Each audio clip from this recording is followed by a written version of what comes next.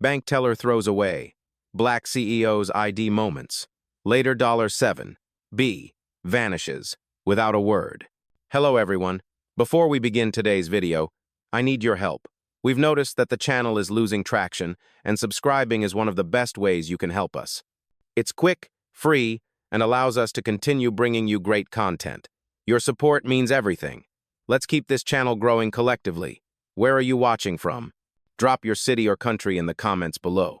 Thank you very much. Now, let's get back to the story. The marble lobby was quiet, too quiet for what was about to happen. A red dress bent to the floor, fingertips trembling just slightly as they reached for a fallen ID. Behind the counter, a woman in a dark green blazer pointed sharply toward the exit. Her voice sliced through the air like a whip. "We don't serve your type." The sound froze the room. 3 other employees stopped mid-sentence. A man in a suit waiting by the window lowered his coffee. Somewhere, the faint hum of the bank's ventilation filled the silence left by shock. Naomi Carter didn't move. She straightened slowly, dusting the ID card between her fingers, eyes calm, steady, unreadable. It wasn't the first time she'd heard that sentence, and, sadly, it wasn't the worst. The woman behind the counter leaned forward, her tone dripping with practiced contempt. "This line's for private clients only, ma'am. The general lobby's downstairs." No one corrected her. No one asked why a woman with eyes like authority and posture like control would be in the wrong place. Instead, whispers rippled across the room, soft, careful, poisonous. The voiceover continues, low and deliberate. Disrespect doesn't always scream. Sometimes it smiles while pushing you out. Naomi placed her ID on the counter again.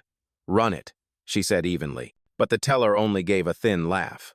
"We don't need to waste time verifying fake cards." "Oh?" The insult hung heavy, filling the glass walls with something colder than air. From the corner, a young intern lifted her head. She recognized the name Naomi Carter, platinum client, flagged VIP in gold. Her mouth opened, but fear closed it again. "Not yet. Not here." The camera lingers on Naomi's face, calm, but her silence hums like thunder behind glass. Inside, a memory stirs. 20 years earlier, same tone, different desk. Back then, she had walked out. This time, she wouldn't. Before we continue, where are you watching from? Drop your city or country in the comments below. And if you believe in dignity and justice, hit like and subscribe. These stories spark change, and we're glad you're here. Now, back to Naomi. She finally speaks quiet, precise. "If I told you this branch once begged for my signature, would you still talk to me like that?" The teller rolls her eyes, oblivious to the storm forming inches away. One paper on the counter flutters from the air conditioner's breeze, a contract header that reads, Summit Holdings, her company's name. The camera pans down to her ID, the title line glinting in the light. Naomi Carter, Chief Executive Officer. Cut to black. A heartbeat. Then the faint sound of an incoming call on her phone, one word on the screen, Elena Protocol 9. Fade out. The air conditioning hummed faintly above her head, but Naomi could still feel the warmth of humiliation crawl up her neck. The teller turned away, tapping at her keyboard like nothing had happened. A few eyes drifted back to their phones, pretending not to notice. It's how indifference works, polite, practiced, and deadly quiet. Naomi's heels clicked softly against the marble as she stepped back from the counter. Her breath came steady, each inhale measured, like she'd trained for this exact scene. And in some ways, she had. She had learned long ago that people don't always see you, they see what they expect you to be. A threat, a mistake, a test of their own bias. The voiceover lowers, steady, reflective. Sometimes the disguise isn't the clothes you wear, it's the silence you choose. Naomi wore no designer logos today, no diamonds, no statement bag, just a coral dress that caught the light when she moved, neat curls brushing her shoulders, a phone still buzzing quietly in her purse. On that phone were contracts, the kind that decide who sits at which table in the financial world. She was supposed to be in a meeting upstairs in 7 minutes, but she stayed. A young woman at the far desk, Evelyn, the intern, kept glancing up from her monitor. Her fingers hovered over the keyboard, eyes flicking between Naomi's name and the teller's dismissive stance. Evelyn's training manual had a section on priority clients. She remembered the names by heart. Carter, Naomi, Summit Holdings. But her supervisor had warned her, don't interfere in senior interactions unless spoken to. So she said nothing, not yet. The voiceover continues. There's always one person who sees the truth but isn't sure if they're allowed to speak it. Oh, Naomi lifted her ID again, holding it in the light. The holographic seal shimmered with the logo of the very institution that now questioned her worth. The teller smirked, her tone dripping with condescension. You can leave it, ma'am. Security will handle verification. Naomi's voice, calm but firm. You'll want to run it yourself. Across the lobby, two suited clients chuckled quietly, misreading composure for submission. Naomi glanced at them once, not with anger, but assessment. The kind of look that measures people like numbers on a balance sheet. The camera pans closer, her hand resting lightly on the counter, veins steady, ring finger bare, deliberate. No Ivory, no clues, just control. She spoke again softly. Tell me, what exactly does my type mean to you? The teller blinked, caught off guard, then forced a professional smile. I meant no offense. We just have policies. Naomi's reply landed like a slow knife. Policy don't point fingers. Heh. Silence again. Evelyn's stomach knotted. Her eyes darted to the system tab. Client. Active contract. $7. 4B. Transfer holding. Her breath caught. That number wasn't ordinary. That number was corporate oxygen. The voiceover cuts in, quiet but sharp. Power hides best in plain sight, and the world only believes it once it's too late. Naomi adjusted her sleeve, collected the ID, and smiled faintly, not out of forgiveness, but patience. She glanced toward the corner camera. The red light blinked. Recording. In that blink, something shifted.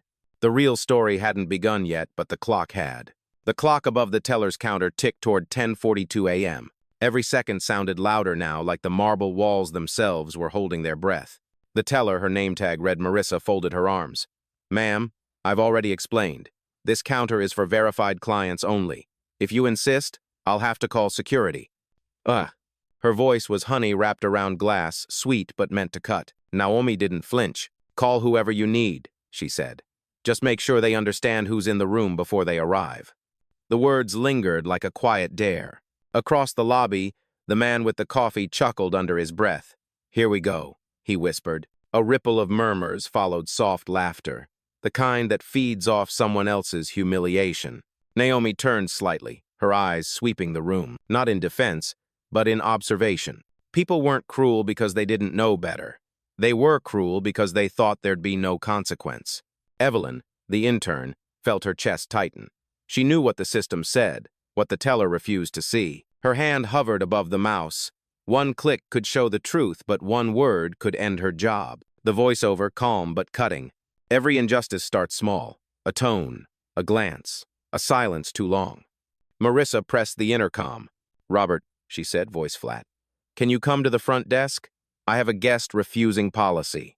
Moments later, Robert, mid-40s, assistant manager, appeared from a side hallway, his tie slightly askew. He glanced at Naomi, then at Marissa.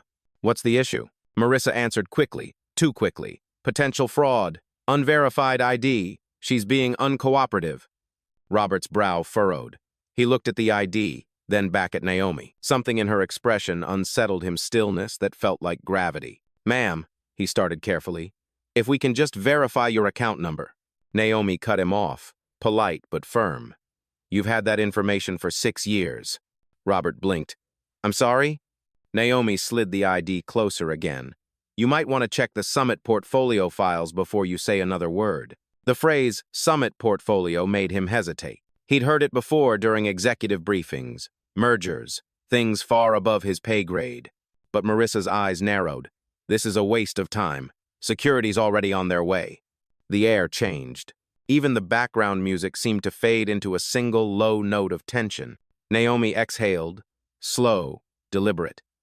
Security, she said quietly, has no idea they're about to make the most expensive entrance of their careers. Evelyn's pulse raced. Her screen flashed again. Carter, Naomi, corporate partner, level alpha. Her cursor hovered over the Notify Supervisor button. One click. She swallowed hard. The voiceover. Conscience doesn't wait for permission. It waits for courage. She clicked. A soft ping echoed from Robert's monitor. He looked down, froze. His eyes widened slightly, then darted to Naomi. Oh my God, he whispered under his breath. Marissa frowned. What? Robert's throat worked. Nothing, he said too fast. Naomi watched the silent shift.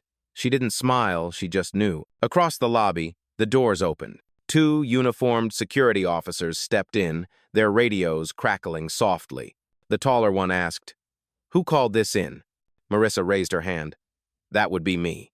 Robert spoke quickly. "Hold on, let's not—" But it was too late. The security guard turned toward Naomi. "Ma'am, I'll need to see—" Naomi's chasm at his. Calm, unblinking. "You'll want to hear what your manager just learned," she said. The camera lingers on Robert's face, pale and uncertain. He knows. Everyone's about to. The first security guard stepped closer, posture rigid, hand near his belt, not threatening yet, but ready. "Ma'am, I'll need you to step aside while we verify your identity," he said, voice flat and procedural. Naomi didn't move. "You'll verify nothing until he—" She nodded toward Robert. "Finishes reading what's on that screen." Ugh. Robert's eyes were still glued to the monitor. The lines of text glowed faintly in the reflected light. Client status. Executive tier. Summit Holdings geteilt durch active partnership. 7.04 billion USD. He swallowed hard. His fingers twitched like he wanted to close the window but couldn't. Marissa leaned over his shoulder, impatient. "Well, what's the problem?" Robert turned slowly toward her, the kind of turn that already carried regret. "You need to stop talking," he said quietly. The lobby fell silent again. The air thickened. Even the hum of the ceiling lights seemed to hold back. Evelyn stood frozen at her desk, heart thudding so loud she could hear it in her ears. She had triggered that notification. She knew it. Her training said to never intervene. Her conscience said she already had. The voiceover dropped to a whisper. "Every storm has an eye, and it's always the quietest one in the room." Naomi watched the power shift not with triumph, but with focus. It was happening. Slowly, invisibly. The truth was crawling its way out through the cracks of procedure. Marissa's voice rose, brittle with false confidence. "Robert, don't let her intimidate you. This could be a system error." Naomi tilted her head slightly. "A $7 billion error?" The guard hesitated. "Wait," Robert said, "before we make this worse." But Marissa snapped. "No, policy is policy." Her hand hovered over the phone to call upstairs, but Evelyn stood up. It wasn't loud. It wasn't rehearsed. Just a trembling, necessary sound. "She's right. Her name's in the platinum system. I saw it." The words cut across the marble like a blade of light. Everyone turned. The guard blinked. Marissa froze mid-motion. Evelyn's voice shook, but she kept going. "I double-checked before she even asked. Summit Holdings. Level Alpha. It's all verified." Her cheeks flushed, her pulse visible in her throat. "You shouldn't be treating her like this." Robert exhaled, as if she'd just said what he couldn't. Marissa's face went pale. "You shouldn't even be in this conversation." Evelyn's reply came quicker than she expected. "Neither should racism." The guard's radio cracked, a faint burst of static breaking the moment. Naomi finally turned toward Evelyn just for a second, a nod so subtle it almost didn't exist. But it was enough. A silent thank you in a battlefield of restraint. The voiceover returned, slow and deliberate. "Courage isn't loud. It's a whisper that breaks protocol." Robert finally found his voice. "Marissa," he said carefully, "step away from the counter." "What?" "Do it. Now." The guard stepped back, uncertain whose orders to follow. Naomi stood still, centered like an anchor in the chaos. She wasn't angry. She was inevitable. Evelyn's hands trembled as she sat back down. She could feel eyes on her, some disapproval, some awe, most silent. But inside, she knew something irreversible had just shifted. A room full of people had just seen. Naomi turned slightly, voice calm but cutting through the silence. The truth always starts with one voice brave enough to break the script. Her phone vibrated once in her hand. A single text flashed on screen. "Elena, standing by. Protocol ready." Naomi looked up again. "Good," she whispered. "It's time they learn what silence costs."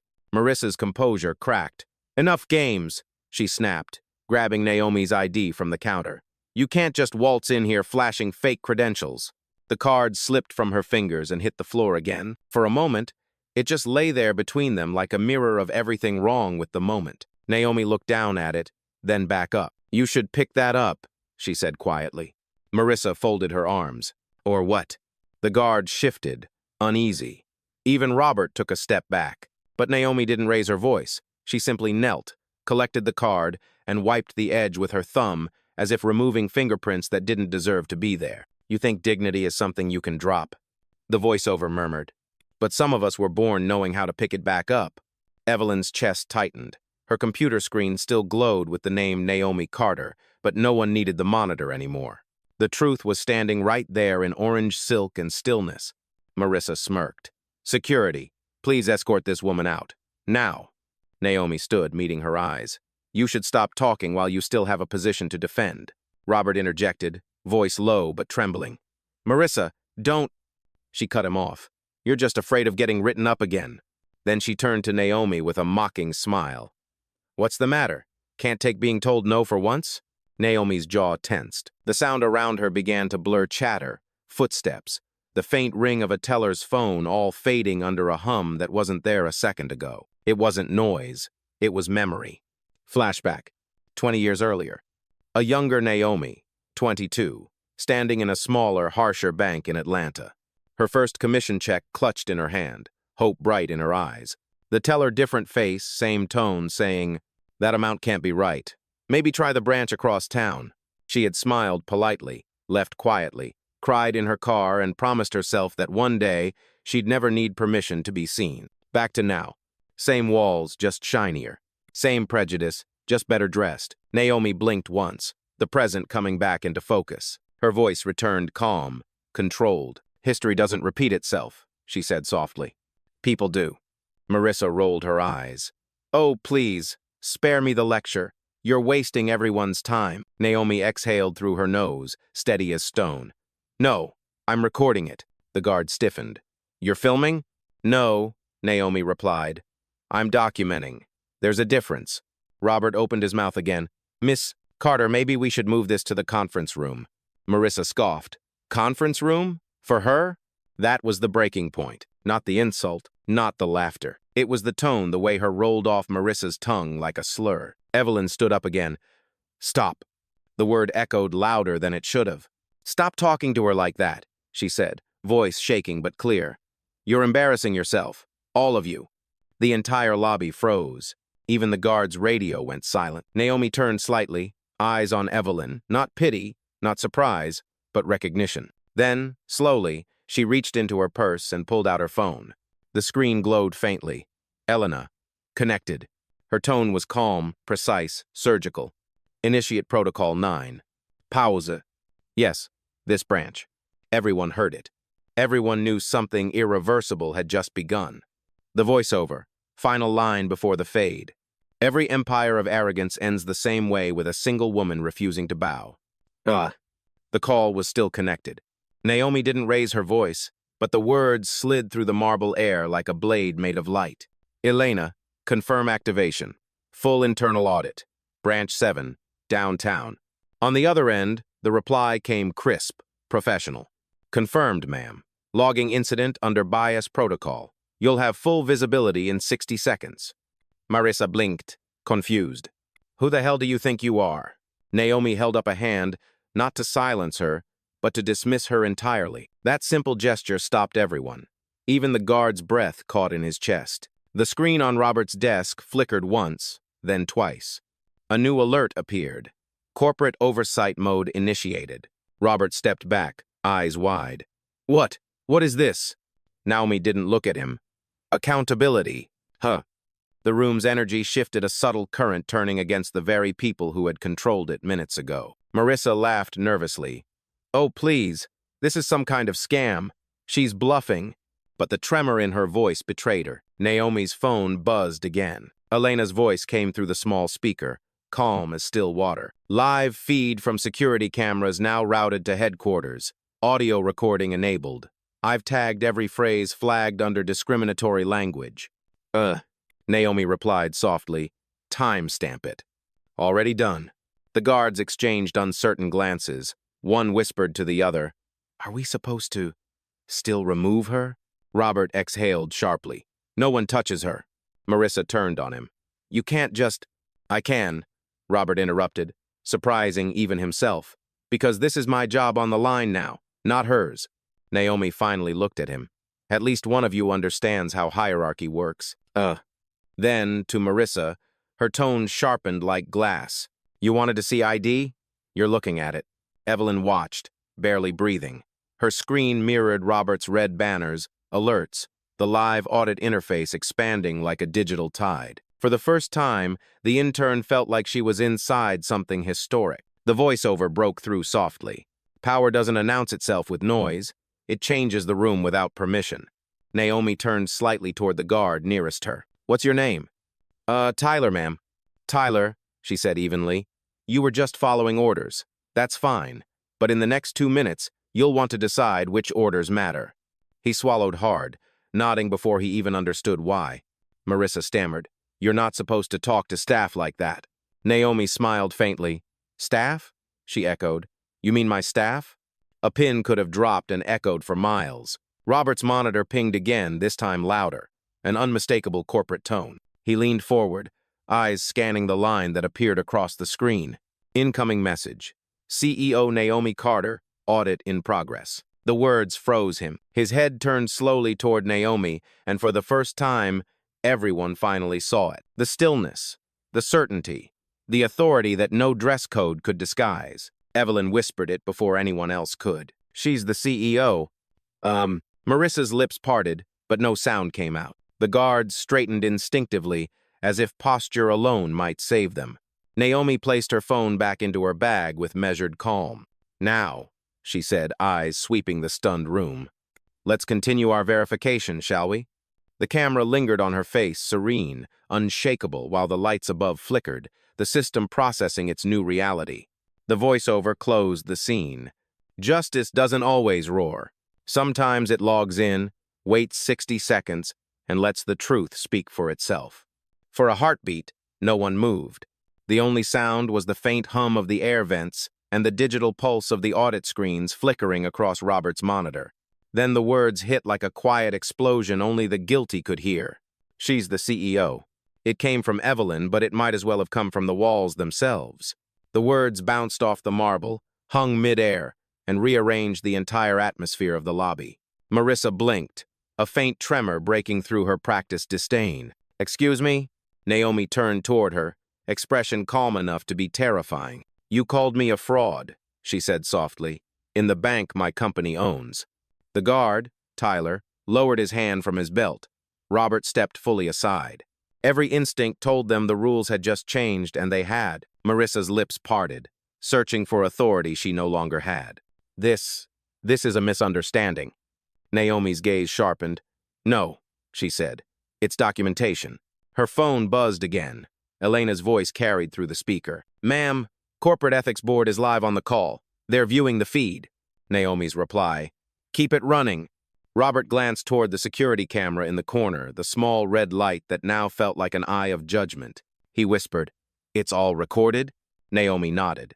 Every word since the first insult. Marissa stumbled a step back, muttering something about policy, but the words sounded hollow. Evelyn sat frozen, eyes wide, watching the very air in the room reorient itself toward Naomi. Even the light seemed to shift warmer now, brighter, as if justice carried its own color temperature. Naomi stepped closer to the counter, her heels soft against the floor. Her voice was low, deliberate, but each syllable landed with precision.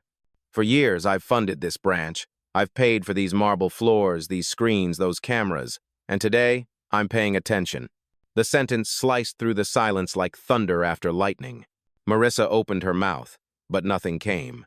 Her throat closed on every excuse she'd ever rehearsed. The voiceover began, steady and resonant. There are moments when power doesn't need to prove itself. It just needs to stop pretending it isn't there. Naomi's gaze swept the room. Do you know what the most expensive mistake a company can make is? She asked. No one answered. It's assuming the person you're disrespecting doesn't sign your paycheck. Robert swallowed hard. Miss Carter. Naomi interrupted. Not cruelly, but decisively. Save it for the report. She turned slightly toward the guard. Tyler, please escort Miss Marissa to the manager's office. She'll wait there until corporate reaches her file. Tyler hesitated. Yes, ma'am. Even his ma'am sounded like a correction one the universe had been waiting for. Marissa's protests came weak and fragmented. You can't. This isn't. Naomi's final words silenced her. You mistook patience for weakness. That was your last mistake. The guard led Marissa away. The lobby, once hostile, now held its breath for something sacred the moment power reclaimed its dignity. Evelyn exhaled slowly, tears she didn't realize she'd been holding shimmering in her eyes. Naomi looked at her, nodding once. "Thank you for remembering what truth looks like," she said. The voiceover returned, almost a whisper now. Revelation isn't always about identity. Sometimes it's about reminding the world what respect costs. The clock struck 11 a.m. In less than 20 minutes, everything had changed, not just a branch, but the balance of who gets to belong in places built on bias. And Naomi Carter, steady, silent, unbothered, stood in the center of it all. The camera zoomed in on her reflection on the polished counter. The CEO, the target, the reckoning. Fade to black. The echo of the clock faded, replaced by the sound of typing, furious, desperate. Robert's fingers darted across the keyboard, trying to steady the chaos blooming on his screen. But the system was already moving faster than him. Access revoked. Branch lockdown. Compliance review. Active. Lines of red text cascaded downward like falling dominoes. It wasn't a virus. It was order returning home. Naomi stood still, her phone still connected to Elena. "Proceed," she said quietly. "Understood," came the reply. "HR has confirmed terminations in process. Ethical board on standby. Live report to corporate counsel in 90 seconds. Robert stared at her, pale, sweating. This can't happen live," he stammered. Naomi's gaze didn't waver. "It already is." From the hallway behind the glass, whispers multiplied, employees poking their heads out, seeing their screens blink black, realizing they'd been logged out. Their confusion was almost tangible, like static before thunder. Tyler returned from the manager's office, his voice hushed. "Ma'am, she's locked in. Systems won't let her out." Naomi nodded. "That's the point." The voiceover came, calm and inevitable. "Justice doesn't shout. It documents. It timestamps. It corrects in silence." Evelyn sat at her desk, watching the digital collapse unfold like a controlled demolition. The monitors flickered from red to blue, then finally white, a clean slate. For a moment, she forgot to breathe. This wasn't revenge. It was balance restoring itself. Robert took a step closer, voice trembling. "Miss Carter, I didn't mean for it to go this far." Naomi's tone softened slightly, "Then let it be the lesson you never forget." She gestured toward the frozen terminals. "This is what happens when humanity is outsourced to policy." The words landed heavier than any punishment could.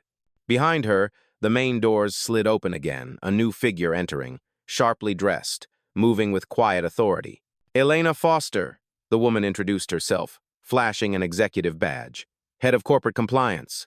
Her gaze swept the room like a forensic lens. "Ma'am," she said to Naomi, "we've confirmed full audit engagement. The board's watching live feed." Naomi nodded once. "And the partnership?" Elena's reply was surgical. "Terminated. $7 billion withdrawn. Effective immediately." The words didn't echo, they settled, heavy and final. Like a judge's gavel made of air. Robert stumbled backward, whispering, "$7 billion." Naomi turned to him, calm as still water. "It didn't disappear," she said. "It simply went somewhere it's respected."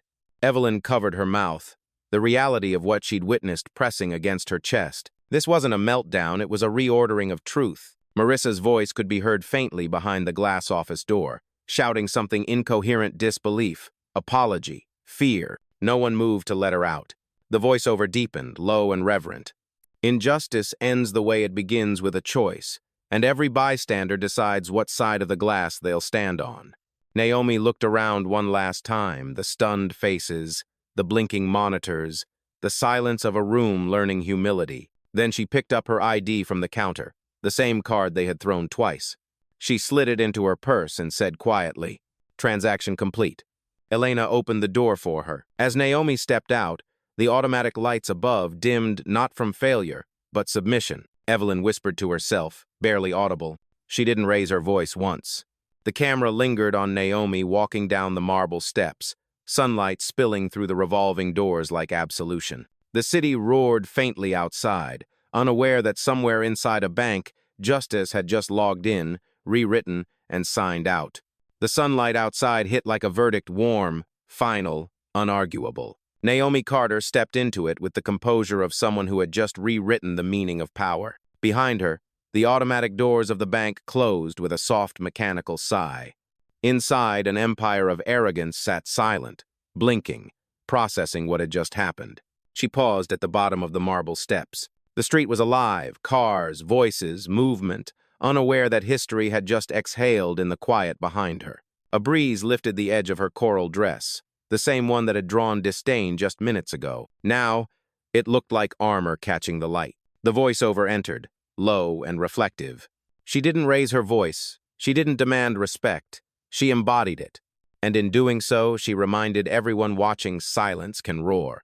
Evelyn appeared behind the glass, watching through the lobby window. She looked smaller, but lighter, like someone who had finally learned what courage felt like. Naomi caught her eye, offered a small nod. It wasn't gratitude. It was legacy passing the flame forward. Robert stood further back, phone pressed to his ear, explaining to someone up the chain that the audit was irreversible. He wasn't angry anymore. He was afraid, but it was the right kind of fear. The kind that builds a conscience. Tyler, the security guard, lingered by the door, helmet under his arm. He turned to Evelyn. "I've worked here 6 years," he muttered. "Never seen justice happen that fast." Evelyn's answer was soft. It didn't happen fast. It just finally caught up. Outside, Naomi walked toward the curb. A black sedan pulled up sleek, quiet, waiting. Her driver stepped out, opening the door with a respectful nod. Before getting in, she looked back one last time at the glass tower, her reflection staring back at her, layered over the bank's logo. She spoke softly, but the words carried like a wind through the concrete canyons of downtown. "I didn't raise my voice. I raised the standard." She entered the car. The door closed with a soft click, the sound of finality. The voiceover continued, the cadence measured and solemn. "Injustice feeds on silence, but sometimes silence belongs to the strong. The kind that waits, watches, and ends everything with one sentence." Inside the bank, corporate alerts kept pinging compliance flags, ethics reports, suspension notices. But over all of it, a single line glowed across the top of every terminal. Protocol 9, completed, verified by CEO Naomi Carter. A poetic symmetry. The same system that once judged her now bore her signature. Back in the car, Naomi glanced at her phone. Elena had sent a final message. Partnership terminated. Media inquiry pending. Naomi typed 3 words in response. No statement necessary. The voiceover, final and resolute. Because true justice doesn't perform for headlines. It performs for history. The car merged into traffic, disappearing among the rhythm of the city. The camera rose, pulling away from the glass facade, where a faint reflection of Naomi's silhouette remained still, unbent, immortalized in her own quiet storm. Fade to black. One final line appeared on screen. "Dignity isn't granted. It's reclaimed."